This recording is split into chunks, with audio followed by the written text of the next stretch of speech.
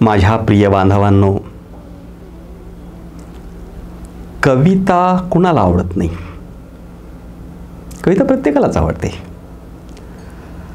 अगदी बाल वयापासून प्रत्येकाचंच कवितेशी काही एक नातं असतंच. आजपर्यंत कुठलीच कविता ऐकली नाही असा एकही माणूस जगामध्ये सापडणार नाही.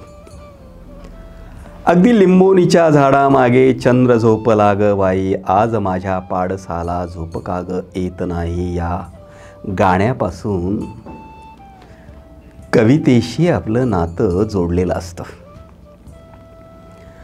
आणि मग पुढील कालखंडामध्ये अनेक कविता आपण ऐकत राहतो. कविता आपल्या मनावर प्रभाव पाडत राहतात, कारण कविता हा मानवी जीवनातला अत्यंत महत्त्वाचा भाग आहे, मानवी संस्कृतीतला अत्यंत महत्त्वाचा भाग आहे. म्हणून आज आपल्याला कविता म्हणजे काय या प्रश्नाचं उत्तर शोधायचं आहे. आणि कविता म्हणजे काय या प्रश्नाचं उत्तर देण्यासाठी मी हे जे व्याख्यान देणार आहे ते व्याख्यान मी 2 भागांमध्ये देईन. आज काही गोष्टी कवितेच्या संदर्भामध्ये आज आपण समजून घेऊ आणि उरलेल्या गोष्टी दुसऱ्या व्याख्यानामध्ये समजून घेऊ. सामान्यपणे कविता ही फार सोपी असते वगैरे वगैरे आपल्याला वाटत असतं, पण कविता सोपी असते हे वाटणं हा अगदी भोळेपणा आहे. कविता काही सोपी वगैरे मुळीच नसते. साहित्यामध्ये कथा, कादंबरी, नाटक हे जे वेगवेगळे प्रकार आहेत ना, त्या साऱ्या प्रकारामध्ये कविता हाच फार अवघड प्रकार असतो. पण रला र टला ट पला प जोडून अनेक जण कविता लिहित असतात आणि कविता मोठ्या प्रमाणामध्ये लिहिलेली आपणाला दिसून येते. त्यातली कविता किती आहे हा प्रश्न असतो. आज आपण कवितेचा व्यवस्थितपणानं आस्वाद घेण्याच्या साठी म्हणून आणि जे कविता लिहितात त्यांना चांगली कविता लिहिता यावी यासाठी म्हणून कवितेच्या संदर्भामध्ये माझं जे काही मर्यादित आकलन आहे त्या आकलनाच्या सहाय्यानं कविता म्हणजे काय या प्रश्नाचं मी उत्तर देणार आहे. भाषेचा वापर वेगवेगळ्या कामांसाठी माणूस करत असतो. पहिलं काम असतं गोष्ट सांगण्यासाठी, अनुभवाचं कथन करण्यासाठी, घटनांचं निवेदन करण्यासाठी. हा एक वापर असतो, तो कथनात्मक स्वरूपाचा वापर करत असतो आणि त्यातून कथा, कादंबरी यासारखे वाङ्मय प्रकार समोर येत असतात. भाषेचा आणखी एक वापर माणूस करत असतो, तो संवादासाठी करत असतो आणि संवाद जिथे केंद्रस्थानी असतो त्यातून नाटक हा वाङ्मय प्रकार उदयाला येत असतो. आणि भाषेचा आणखी एक वापर माणूस करत असतो, तो चिंतन प्रकट करण्यासाठी म्हणून. जिथे चिंतन केंद्रस्थानी असतं, जिथे विचार प्रकटन केंद्रस्थानी असतं, तो भाषेचा वापर ज्या साहित्य प्रकारात केला जातो त्याला वैचारिक वाङ्मय असं आपण म्हणत असतो. आणि आणखी एक भाषेचा वापर आपणाला करावा लागतो, तो म्हणजे मनातील भावनांच्या अभिव्यक्तीसाठी. मनात अनेक प्रकारच्या भावना असतात. मनामध्ये असलेल्या या ज्या वेगवेगळ्या स्वरूपाच्या भावना आहेत त्या भावनांचा आविष्कार करण्यासाठी नेहमीची जी भाषा असते ती पुरे पडत नसते. मनातल्या भावना जशाच तशा प्रकट करता येणं हे तसं फार कठीण असतं. जिथे मनातल्या उत्स्फूर्त, तुडुंब भरलेल्या, उत्कट, अनावर, आपोआप वाहणाऱ्या भावनांचा आविष्कार होत असतो, तो भाषेचा वापर म्हणजे कवितेचा प्रकार असतो. या वापरातून कविता हा वाङ्मय प्रकार तयार होत असतो. तर कविता किंवा एकूणच सारं साहित्य, त्यामधून माणूस काय करत असतो? जो प्रतिभावंत आहे तो मानवी जीवनातील अनुभवांचा आविष्कार करत असतो. मानवी जीवनातल्या अनुभवांचं प्रकटीकरण करत असतो. माणसाला जीवनामध्ये अनेक प्रकारचे अनुभव येतात. माणसाला जीवनामध्ये येणारे वेगवेगळ्या स्वरूपाचे अनुभव कथन करता येतात, घटना सांगता येतात. त्या नेहमीच्या भाषेमध्ये आपण सांगतो, त्यातून कथा, कादंबरी, नाटक यासारखे वाङ्मय प्रकार तयार होतात. पण काही अनुभव असे असतात की जे अनुभव नेमकेपणानं जशास तसे उपलब्ध भाषेमध्ये प्रकटच करता येत नाहीत, परंतु प्रकट करावेत, आविष्कृत करावेत, मांडावेत असं तीव्रतेनं, उत्कटतेनं, अपरिहार्यपणानं वाटत असतं. हे जे वाटत असतं ते जे असतं ना, त्याला, त्या अनुभवाला काव्यात्म अनुभव असं म्हणत असतात. आणि कविता म्हणजे काय? तर सरळ सरळ एक पहिलं ढोबळ उत्तर मी आपणाला देईन की काव्यात्म अनुभवाच्या आविष्काराला किंवा प्रकटीकरणाला कविता असं म्हणतात. पण काव्यात्म अनुभव काय आहे हे आपण नीटपणानं समजून घेणं अत्यंत गरजेचं आहे. नुसताच शब्द वापरून चालणार नाही. काव्यात्म अनुभव या दोन शब्दांच्या मध्ये खूप मोठा अर्थ दडलेला आहे. काव्यात्म अनुभव या शब्दांच्या मध्ये दडलेला जो अर्थ आहे, त्या अर्थाचा उलगडा जोपर्यंत होणार नाही तोपर्यंत आपणाला कविता म्हणजे काय हेही नीटपणानं कळणार नाही. म्हणून काव्यात्म अनुभवाची जी काही वैशिष्ट्ये असतात, खास वैशिष्ट्ये, ती वैशिष्ट्ये मी पहिल्यांदा तुमच्या समोर उलगडून दाखवणार आहे. आणि ती वैशिष्ट्ये आपल्या लक्षात आली की काव्यात्म अनुभव कसा असतो हे आपणाला कळेल. आणि त्यातून मग कवितेचा आस्वाद घेण्यासाठीची एक बौद्धिक, भावनिक, आकलनविषयक ताकदही आपल्या मनामध्ये सहजपणानं निर्माण होऊ शकेल. काव्यात्म अनुभव कसा असतो?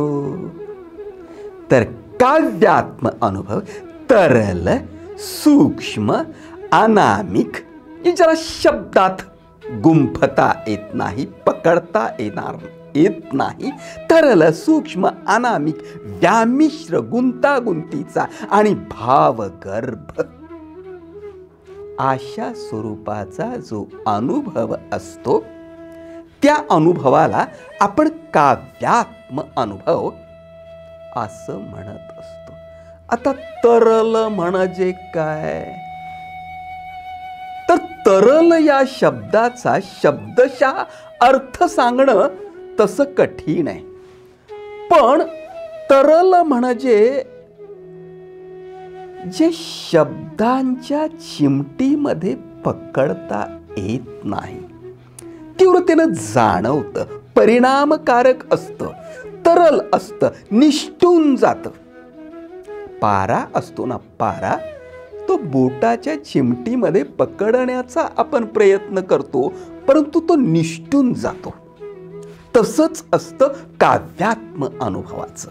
काव्यात्म अनुभव ही जाणवलेला आहे, कळलेला आहे असं वाटतं आणि त्याला पकडण्याचा प्रयत्न करायला लागलो शब्दांच्या चिमटीमध्ये की तो निष्ठून जातो. पारा जसा निष्ठून जातो तसा काव्यात्म अनुभवही निष्ठून जातो, पण तीव्रतेनं मनावर परिणाम करत असतो.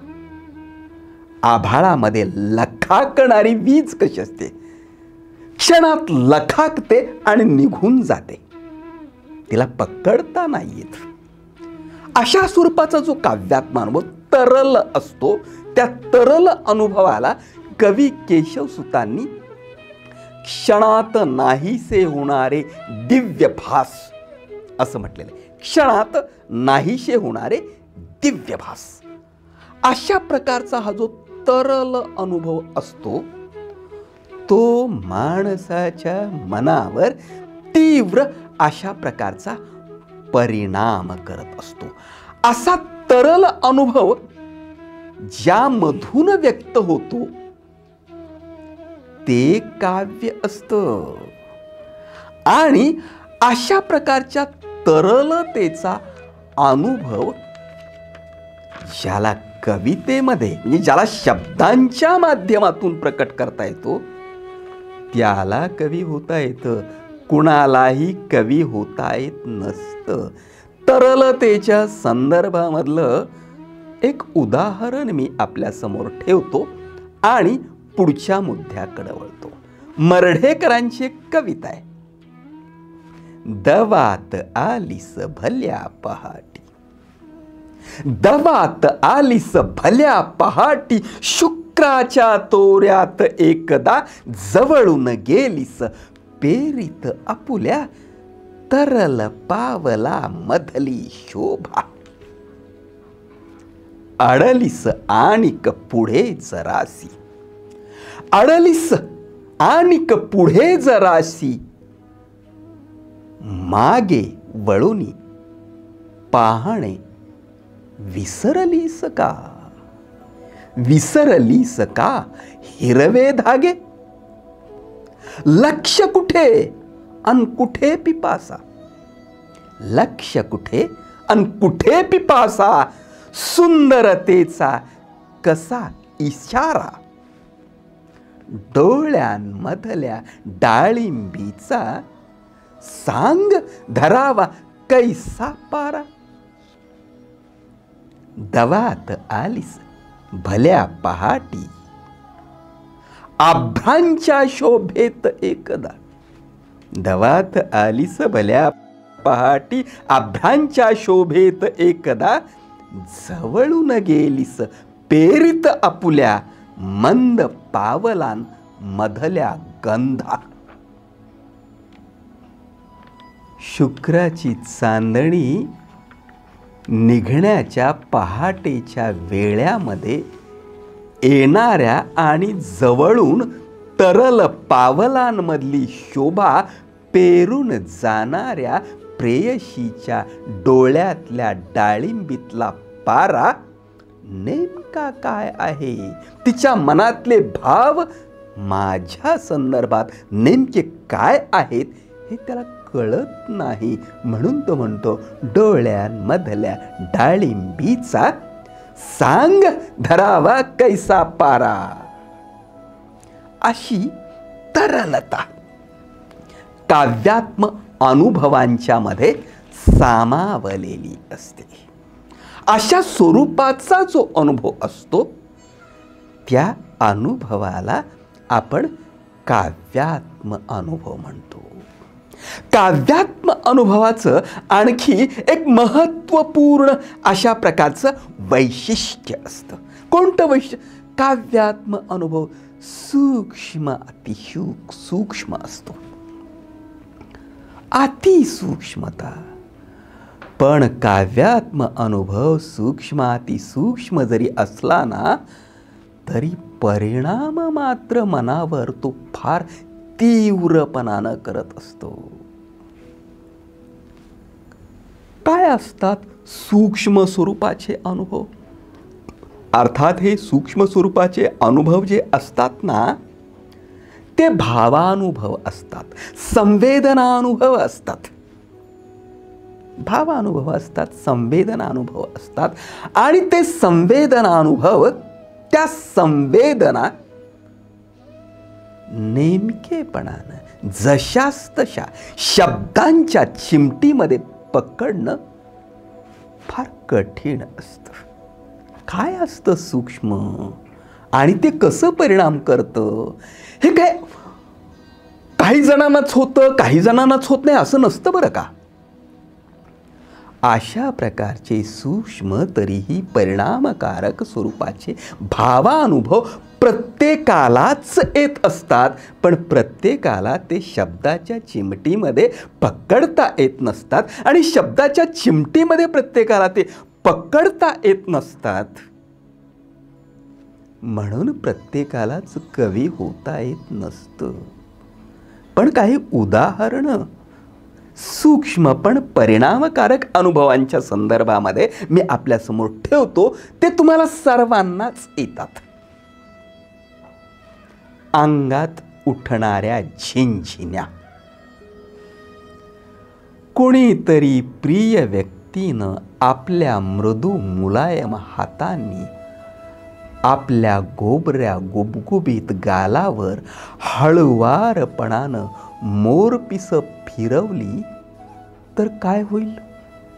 गालावर मोरपिस फिरवली तर अंगांगांवर ज्या संवेदना होतात त्या संवेदना सूक्ष्मातिसूक्ष्मच असतात. परंतु या सूक्ष्मातिसूक्ष्म असलेल्या संवेदना सारं अंग त्या संवेदनांनी मोहरून येतं, पुलकित होतं, रोमांचित होतं. या साऱ्याच संवेदना सूक्ष्म असतात, पण संपूर्णपणानं मनावर परिणाम करत असतात. स्वच्छ स्नान करावं आणि स्वच्छ स्नान करून स्नानगृहाच्या बाहेर येत असतानाच कुठून तरी अचानक पाल अंगावर पडावी आणि सरसर साऱ्या उघड्या अंगावरून चालत जावी. काय होईल? काय होईल सर्वांगावर या अनुभवानं जे काही होईल ते नेमकेपणानं नाही प्रकट करता येणार. ते सूक्ष्म असेल पण सर्वांगावर तीव्र अशा प्रकारचा परिणाम करणार असेल. हिरव्यागार रानामध्ये धुंद होऊन त्या रानाकडं बघत आपण चालत जाऊ लागलो, शीळ मारत जाऊ लागलो निवांतपणानं.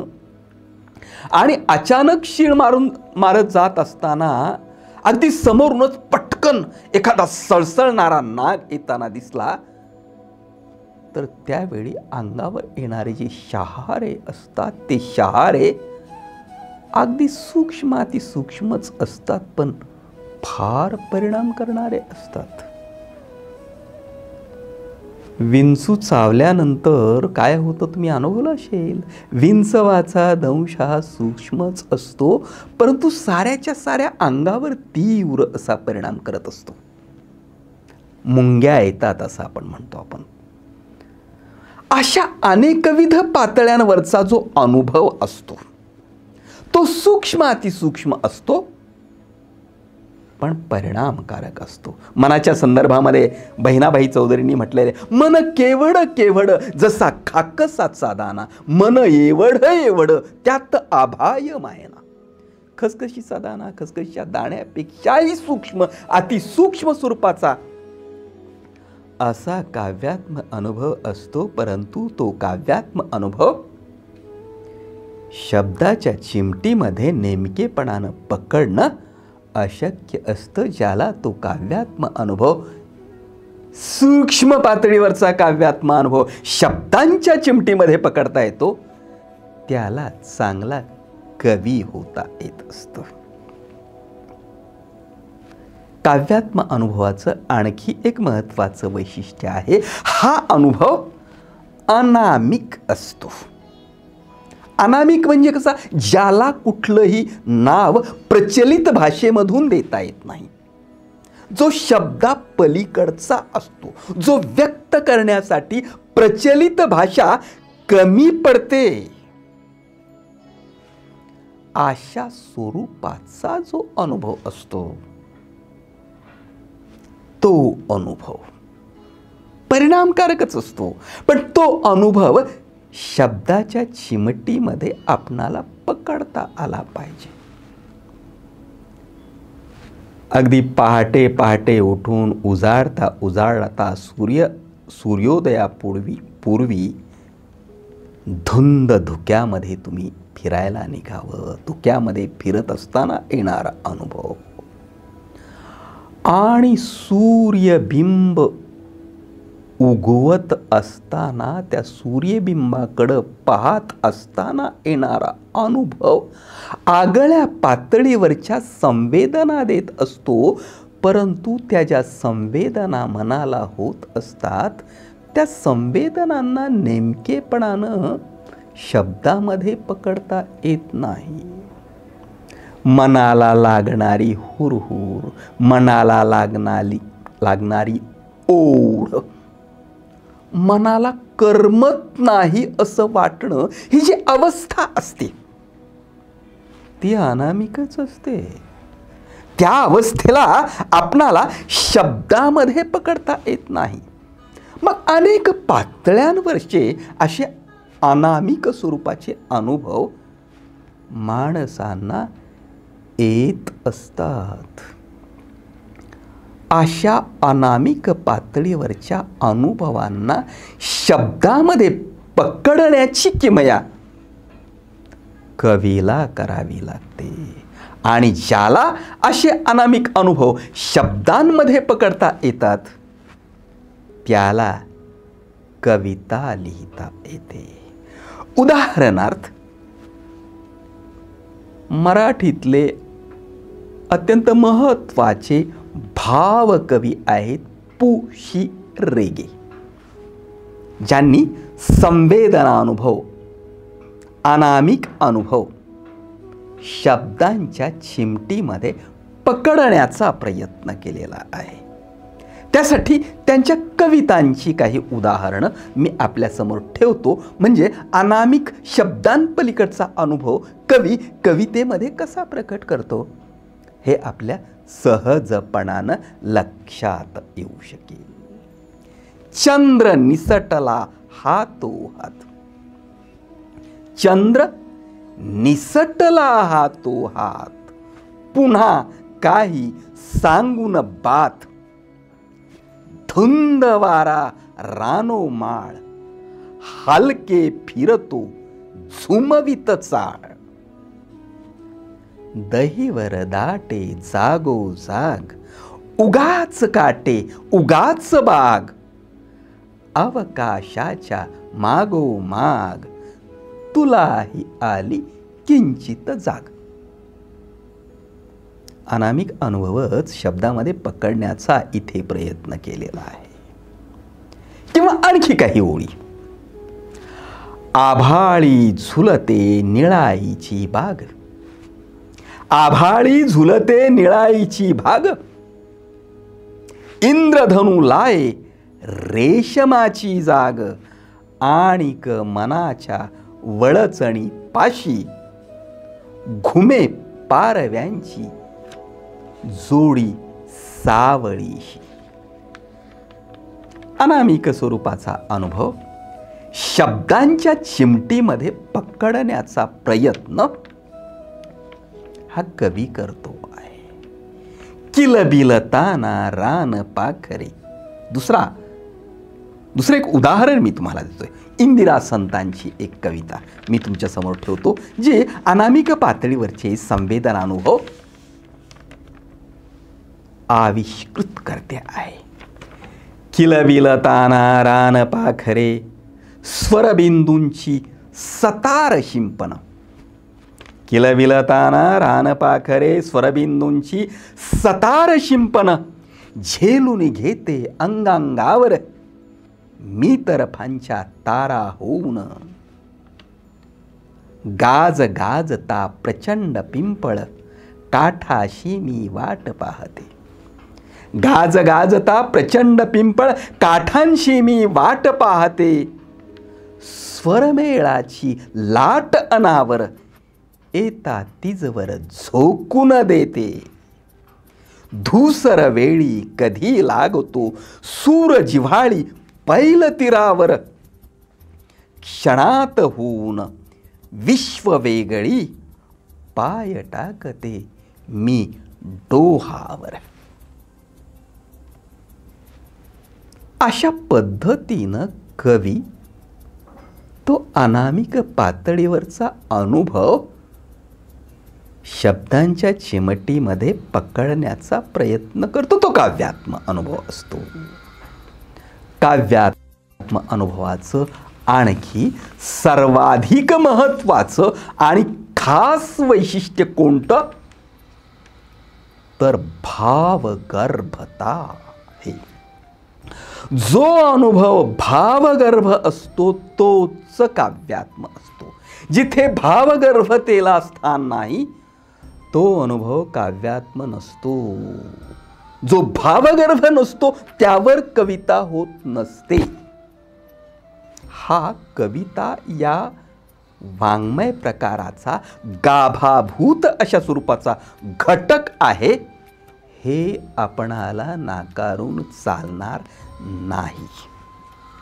मनामध्ये तुडुंब भरलेला भाव, मग तो भाव हर्षाचा असेल, दुःखाचा असेल, वेदनेचा असेल, द्वेषाचा असेल, रागाचा असेल, संतापाचा असेल, कोणत्याही स्वरूपाचा भाव असेल, तो तुडुंबलेला असतो. तो तुडुंबलेला भाव. पावसाळ्यात पाऊस पडावा, पाऊस पडतच राहावा, धो धो धो धो पडतच राहावा.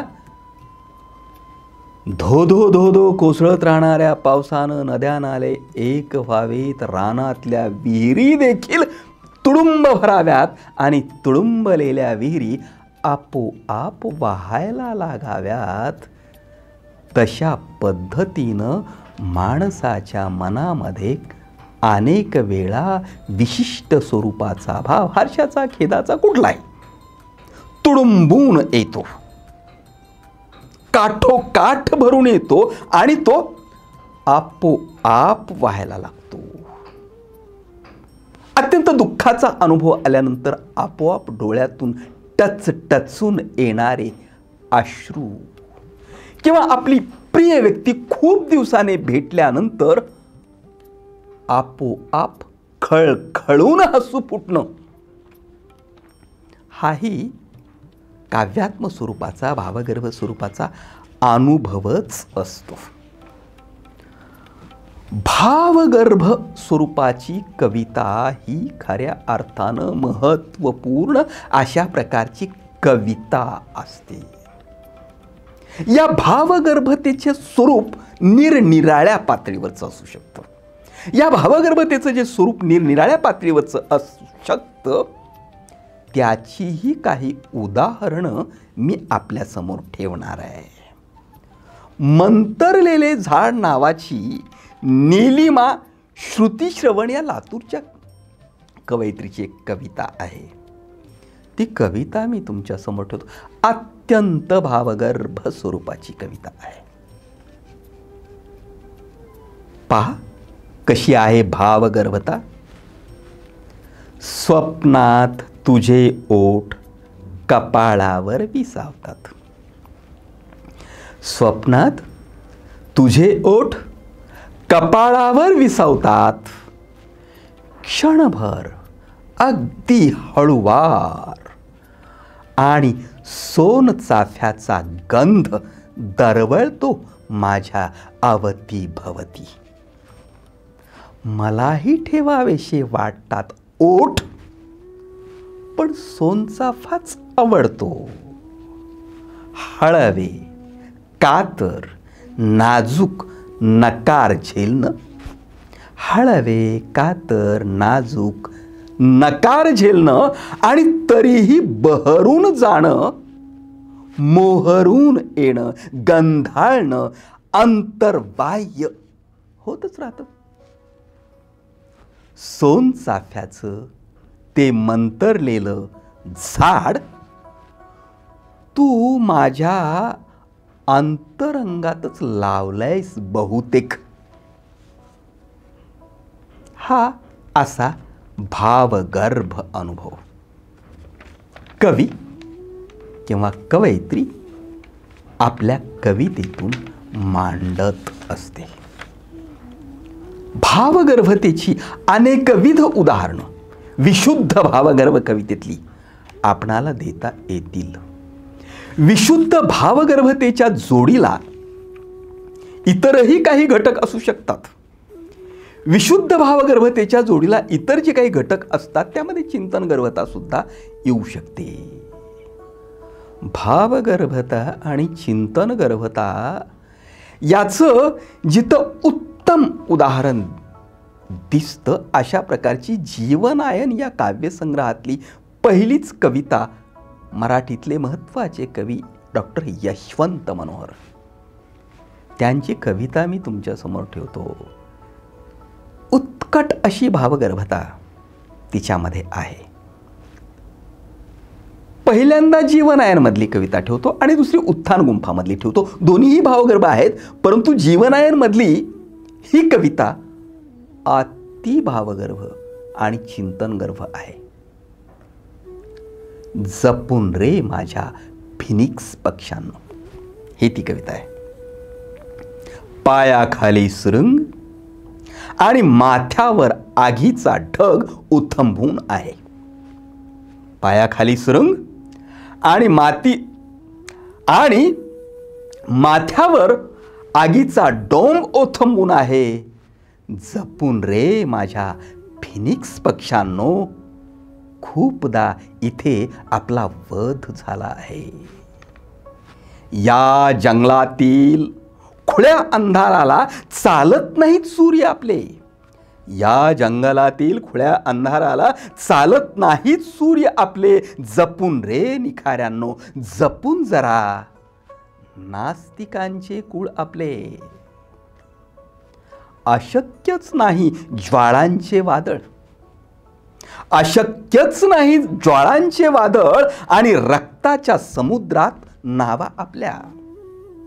रक्ताच्या समुद्रात नावा आपल्या. जपून रे नावाड्यांनो, जपून जरा उरात क्रांतीची कविता आपल्या.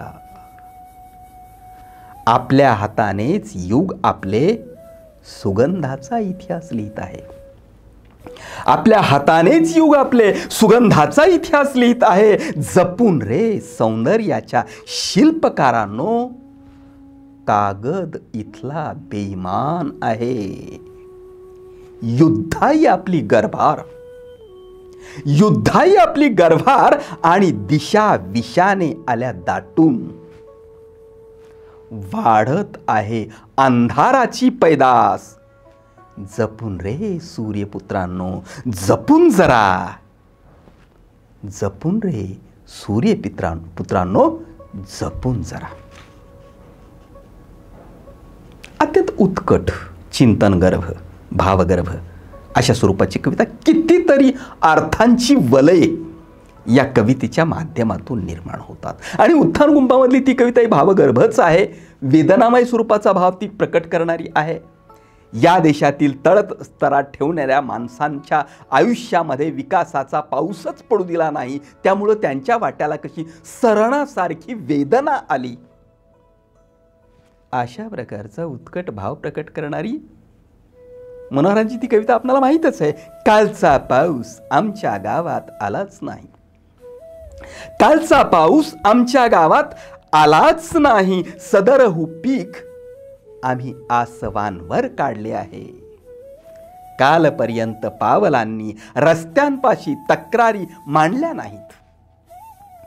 कालपर्यंत पावलांनी रस्त्यांपाशी तक्रारी मांडल्या नाहीत. झाडे करपली, माती हरपली.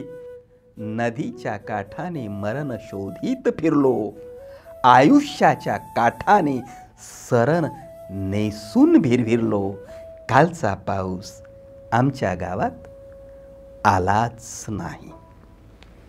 अशा प्रकारचा भाव या कवितेच्या माध्यमातून प्रकट केलेला आपणाला दिसून येतो. ही काही काव्यात्मक अनुभवाची वैशिष्ट्ये मी आपणाला सांगितले. या मांडणीमधून कविता म्हणजे काय हे परिपूर्णपणानं कळत नाही. काव्यात्मक अनुभवाची आणखीही काही वैशिष्ट्ये आहेत. त्या वैशिष्ट्यांचा विचार आपण पुढच्या व्याख्यानात करू. इथे थांबू. धन्यवाद.